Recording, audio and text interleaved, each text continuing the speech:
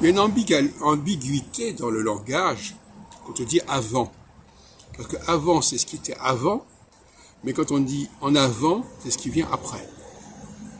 Donc, de la même façon, dans certains cas, on ne sait pas si quelque chose était antérieur, était premier, ou si au contraire c'était le résultat d'une dégradation et d'une évolution.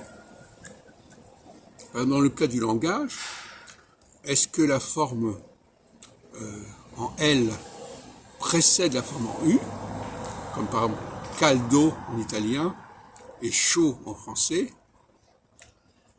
ou est-ce que c'est le contraire, c'est la forme en U qui précède la forme en L?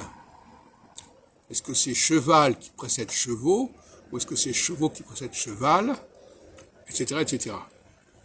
Donc là, c'est intéressant parce que on s'aperçoit que le progrès peut être le fait de revenir au départ. Donc aller de l'avant, c'est parfois revenir avant, ce qui était avant. Donc il y a un problème d'épistémologie, de méthodologie, qui n'est pas toujours très clair à définir. Ce que vous considérez comme un progrès était peut-être qu'une dégradation, et ce qui était une dégradation était peut-être un progrès. Donc le